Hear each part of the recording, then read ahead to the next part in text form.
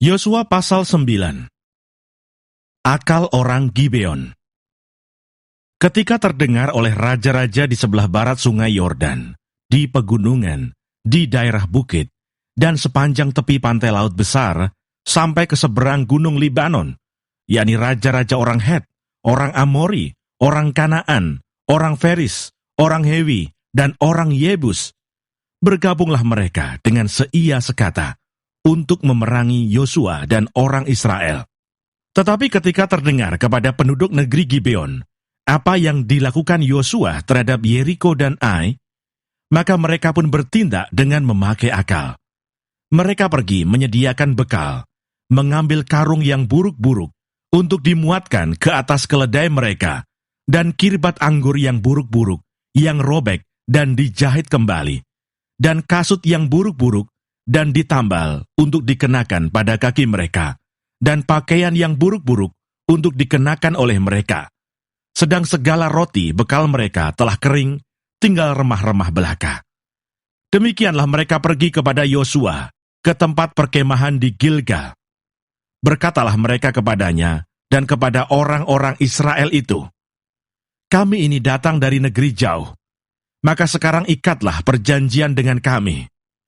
Tetapi berkatalah orang-orang Israel kepada orang-orang Hewi itu, "Barangkali kamu ini diam di tengah-tengah kami. Bagaimana mungkin kami mengikat perjanjian dengan kamu?" Lalu kata mereka kepada Yosua, "Kami ini hamba-hambamu." Tanya Yosua, "Siapakah kamu ini, dan dari manakah kamu datang?" Jawab mereka kepadanya, "Dari negeri yang sangat jauh hamba-hambamu ini datang karena nama Tuhan Allahmu. Sebab kami telah mendengar kabar tentang dia, yakni segala yang dilakukannya di Mesir, dan segala yang dilakukannya terhadap kedua raja orang Amori itu, di seberang sungai Yordan, Sihon, Raja Hesibon, dan Og, Raja Basan, yang diam di Asitarot. Sebab itu para tua-tua kami dan seluruh penduduk negeri kami berkata kepada kami demikian, bawalah bekal untuk di jalan, dan pergilah menemui mereka.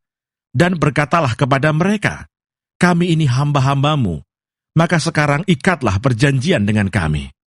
Inilah roti kami, masih panas ketika kami bawa sebagai bekal dari rumah, pada hari kami berangkat berjalan mendapatkan kamu.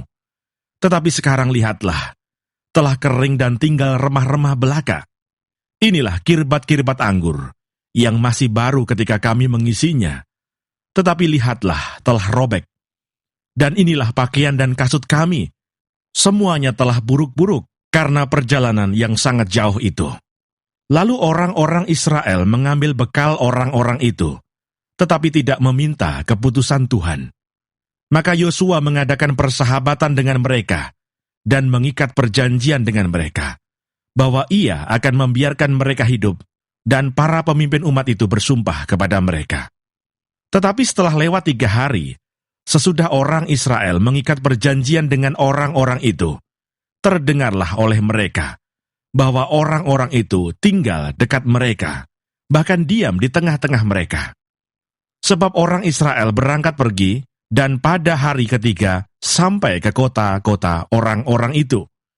Adapun kota-kota itu ialah Gibeon, Kefira, Beerot, dan Kiryat Yearim. Orang Israel tidak menewaskan, sebab para pemimpin umat telah bersumpah kepada mereka demi Tuhan Allah Israel. Lalu bersungut-sungutlah segenap umat kepada para pemimpin. Berkatalah pemimpin-pemimpin itu kepada seluruh umat, kami telah bersumpah kepada mereka demi Tuhan Allah Israel. Oleh sebab itu, kita tidak dapat mengusik mereka. Beginilah akan kita perlakukan mereka, membiarkan mereka hidup, supaya kita jangan tertimpa murka karena sumpah yang telah kita ikrarkan itu kepada mereka. Lagi kata para pemimpin kepada mereka, biarlah mereka hidup. Maka mereka pun dijadikan tukang belah kayu dan tukang timba air untuk segenap umat, seperti yang ditetapkan oleh para pemimpin mengenai mereka. Lalu Yosua memanggil mereka dan berkata kepada mereka demikian, "Mengapa kamu menipu kami dengan berkata, kami ini tinggal sangat jauh daripada kamu, padahal kamu diam di tengah-tengah kami? Oleh sebab itu terkutuklah kamu, dan tak putus-putusnya kamu menjadi hamba, tukang belah kayu, dan tukang timba air untuk rumah Allahku. Jawab mereka kepada Yosua, katanya, sebab telah dikabarkan dengan sungguh-sungguh kepada hamba-hambamu ini, bahwa Tuhan Allahmu memerintahkan kepada Musa hambanya, memberikan seluruh negeri itu kepadamu, dan memunahkan seluruh penduduk negeri itu dari depan kamu. Maka sangatlah kami takut kehilangan nyawa menghadapi kamu. Itulah sebabnya kami melakukan yang demikian. Maka sekarang, kami ini dalam tanganmu, perlakukanlah kami seperti yang kau pandang baik dan benar untuk dilakukan kepada kami. Demikianlah dilakukannya kepada mereka. Dilepaskannyalah mereka dari tangan orang-orang Israel, sehingga mereka tidak dibunuh. Dan pada waktu itu Yosua menjadikan mereka tukang belah kayu dan tukang timba air untuk umat itu dan untuk mezbah Tuhan, sampai sekarang di tempat yang akan dipilihnya.